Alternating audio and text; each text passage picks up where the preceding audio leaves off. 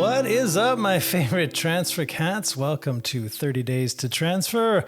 Transferman here. You can find me at transferman.org and like and subscribe to my YouTube channel for Transferman live events. They are going to be taking place all throughout the state this year. I'm so excited. It is a beautiful morning here in Palm Desert, California. I'm excited because it's only going to be like 200 degrees today. I know. I can wear my, heavier transfer cape today, so we'll see. Also, I have time to transfer. Triple T is coming, and those are video highlights on each campus as I go throughout the state. Those are going to be on Transferman Live, which is part of my YouTube channel. Don't suffer from FOMO, that is fear of missing out on transfer. Subscribe today. Well, this is episode 4, Giving Yourself a Sabot. This episode is all about self-sabotage. To explain the word origin, I have my very good friend here, Napoleon Transferpart here. I know. So, first of all, welcome to the show.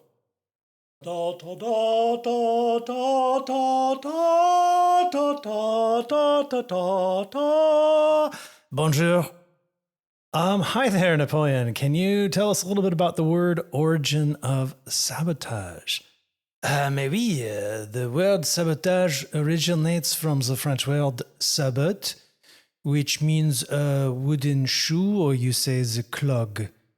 In 19th century, the French workers, often wearing sabots, would deliberately interfere with the machinery by throwing their shoes into the gears to disrupt production and protest their working conditions.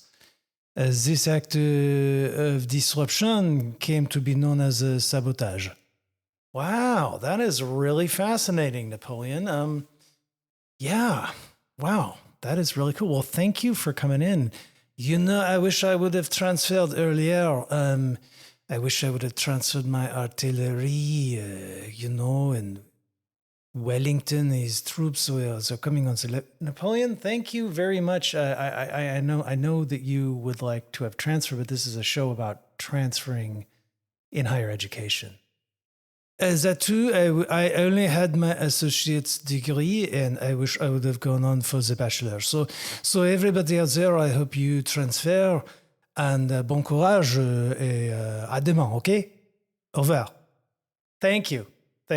That is wonderful. So from history, we had Napoleon Transferpart. That is amazing. So self-sabotage is doing that to yourself.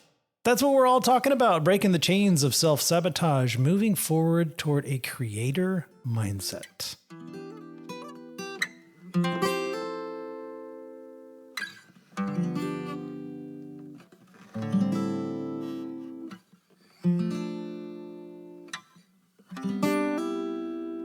Today's episode is about something we all face at some point in our lives, self-sabotage. If you've ever procrastinated on a transfer application, I know who would do that, skipped a deadline, or because you were afraid of failing, or you told yourself, I'm just not smart enough for that school, this episode is for you. By the end of the day, you'll understand 3 things. Number 1, what self-sabotage is.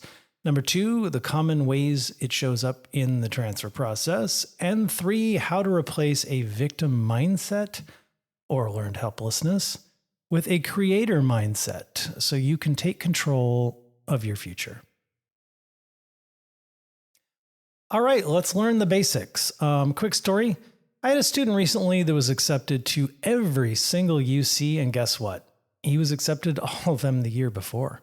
We celebrated his success then, and then a strange thing happened.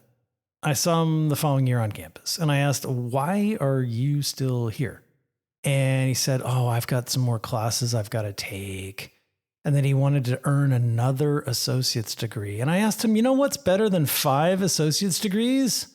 And he went out there. 1 bachelor's degree. That's right. He was suffering from self-sabotage when he didn't SIR that year. You see, he was academically ready, but not mentally ready. And he did everything he could do to stay in the comfort of the community college. The life he knew well, where everything was predictable and safe. So how do we spot this self-sabotage? Self-sabotage happens when your actions work against your own goals. It's like you're both the driver and the person throwing the nails out on the road in front of your own car. So why do we do this? Well, most of the time it comes from fear. Fear of failure, fear of success. I know, isn't that weird? Or fear of change. It's easier to avoid risk than to face it. In the transfer world, this might look like procrastinating on applications until the very last minute. You'd be surprised how many applications get turned in November 30th. Not asking for help because you don't want to bother anyone or look unprepared. Dropping classes. Instead of seeking tutoring when things get tough, I'll just drop it. I'll transfer next year. Or telling yourself, people like me don't get into UCLA or UC Berkeley. Not true. Here's the key. These behaviors aren't about laziness. They're actually about protecting yourself from discomfort or rejection. If you don't apply, you can't get rejected, right? But you also can't succeed. When self-sabotage goes unchecked, it creates what we call the victim mindset. A lot of our career and counseling courses at the community college focus on that mindset, the tenacity, the grit.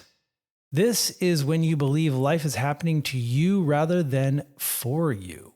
It sounds something like this. Quote, "The system is rigged. My counselor didn't tell me about the deadline. I can't transfer because I don't have connections." Closely related is something psychologists call learned helplessness. This happens when you face so many barriers in the past that you stop trying altogether, right? Yeah, remember your Psych 1 class, learned helplessness? You start to believe, why bother? Nothing I do will matter. Just like the dogs in that experiment, you no longer want to jump over the fence because you're going to get that electric shock no matter where you are. Here's the hard truth. Yes, there are real barriers, financial, systemic, personal, but staying in a victim mindset gives away your power. You give it away. It keeps you stuck in a loop of frustration instead of moving towards your goals.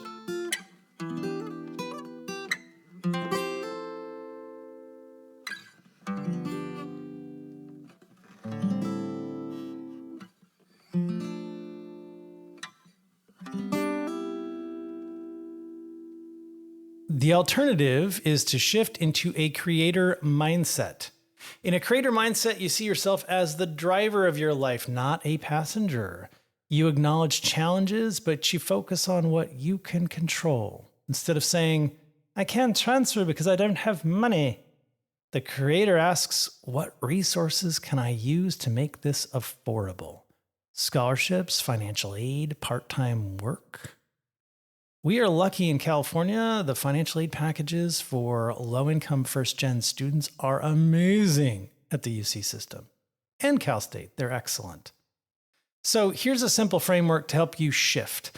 Change your language. A victim says, I can't. A creator says, I choose to. I will figure it out. Break tasks into small steps. Instead of saying the UC application is overwhelming, commit to just creating an account today.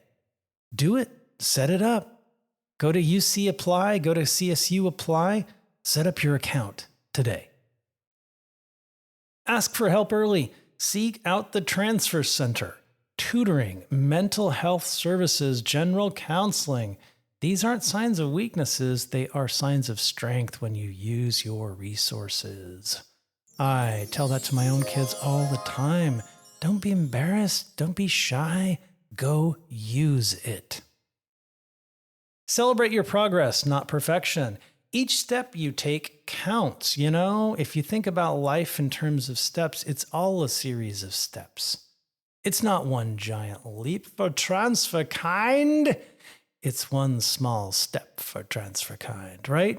Remember that very famous quote?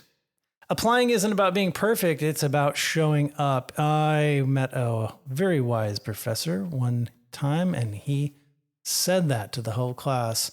Life is about showing up. I can't agree with that more. The older I get, the more I realize, it doesn't go to the smartest. The victories don't necessarily go to the most talented. It really goes to the people who show up. All right, let's apply these to real transfer situations. In terms of procrastination, a victim will say, I'll never finish this on time. A creator is going to say, tonight, I'll just focus on the first 2 questions. For financial aid confusion, a victim would say, FAFSA is too complicated. I'll just skip it. A creator mindset will say, I'll set up a meeting with financial aid to walk me through it. Financial aid offices have workshops all the time. Fear or rejection, a victim would say, why bother applying to UCLA? I'll never get in.